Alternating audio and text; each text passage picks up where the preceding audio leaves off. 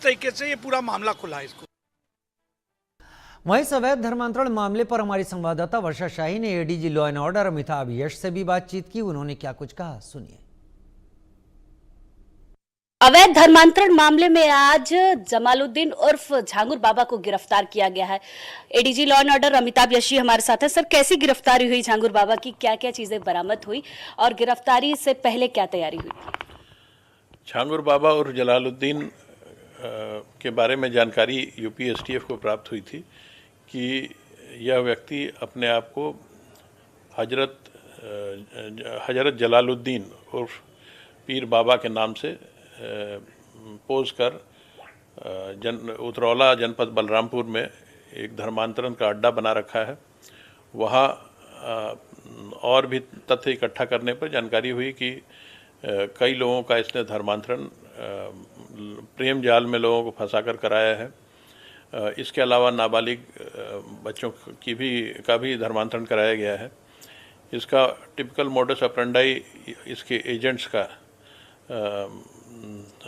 किसी न किसी तरह से अपने शिकार को दबाव में लेकर उसके बाद उन्हें धर्मांतरित करा दिया जाता था।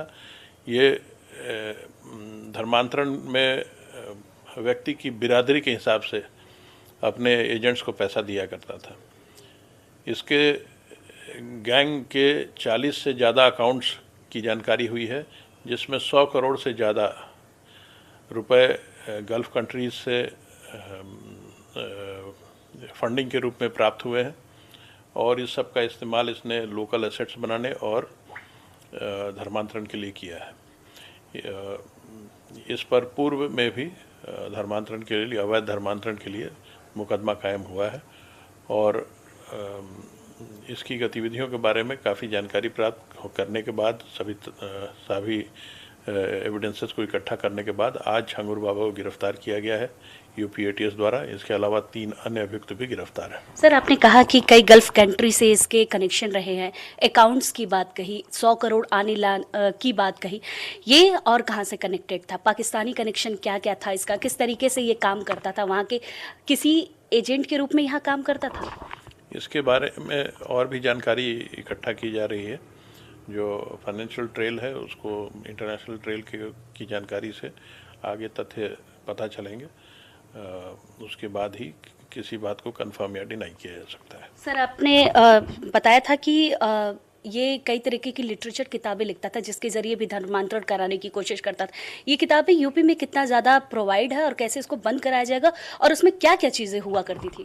इसने कुछ किताबें लिखी हैं जिसका इस्तेमाल ये धर्मांतरण के लिए और के लिए करता है, लोगों को इन्फ्लुएंस करने के लिए करता है। ये लिटरेचर भी यूपी एटीएस को प्राप्त हुए हैं। इनको भी एज एविडेंस इस्तेमाल किया जाएगा। सर, ऐसे लोग कहीं ना कहीं खतरा पैदा करते हैं क्योंकि ये टारगेट जो इनका सॉफ्ट टारगेट होता है वो कम उम्र के बच्चे होते हैं। तो ये कैसे आप लोग तैयारी करेंगे, कैसे इन जैसे लोगों का और कनेक्टिविटी खत्म करेंगे? क्योंकि 3 लोगों की गिरफ्तारी हुई और कितने लोग हो सकते हैं? इस प्रकरण में 4 लोगों की गिरफ्तारी हो चुकी है और इस प्रकार के जो नेटवर्क्स हैं उसके बारे में जानकारी करके उन पर लगातार कार्रवाई की जाती रही है। आगे भी कार्रवाई की जाएगी। जो भी इस तरह के नेटवर्क्स हैं जो इलीगल काम करते हैं, इलीगल कन्वर्जन्स करते हैं, वो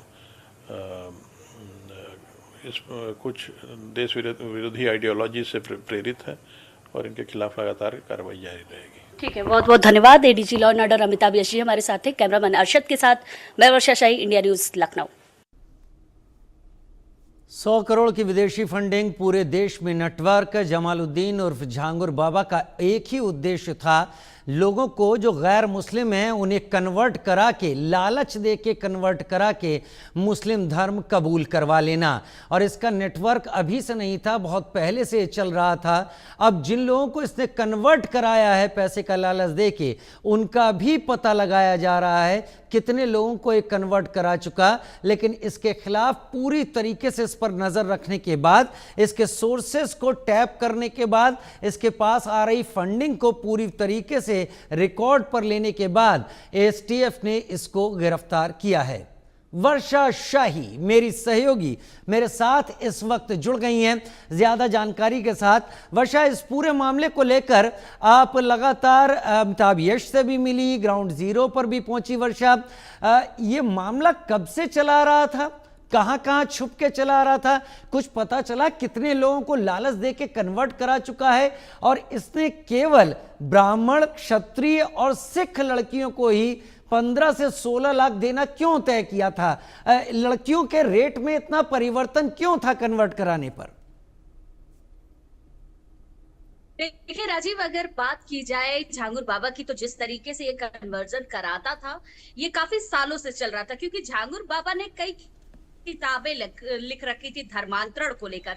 ये किताबें सबको डिस्ट्रीब्यूट की जाती थी और बताया जाता था कि आप इसको पढ़िए और जानिए कि क्यों जरूरी है धर्मांतरण, किस लिए धर्मांतरण करना जरूरी है। और अगर हम बात करें कि क्या टारगेट रहता था, तो टारगेट में हमेशा वो लड़कियां होती थी जो गरीब तबके से आती थी, पिछड़े वर्ग से आती थी। उनका अलग अलग जो कह सकते हैं कि पैसा सेट कर रखा गया था। क्षत्रिय ब्राह्मण कुल की जो लड़कियां थी, जो थोड़ा सा गरीब थी, उनको 12 से 15 लाख दिया जा रहा था, और जो पिछड़ा वर्ग की लड़कियां थी उनको 8 से 10 लाख रुपए दिए जाते थे। तो एक अमाउंट सेट होता था, पहले ब्रेन वॉश किया जाता था, किताब पढ़ने के लिए दिया जाता, उसके साथ साथ कई सारी चीजें देखने को मिल रही थी। क्योंकि झांगुर बाबा के साथ 3 अन्य लोगों की गिरफ्तारी भी हुई, जिसमें एक महिला भी शामिल थी। इस महिला से भी पूछताछ लगातार हो रही है। पूछताछ होने के साथ साथ एक चीज बड़ी देखी जा रही है कि झांगुर बाबा का कनेक्शन गल्फ कंट्रियों से ज्यादा रहा है। लगभग 40 से ज्यादा गल्फ कंट्री में ये जा चुका था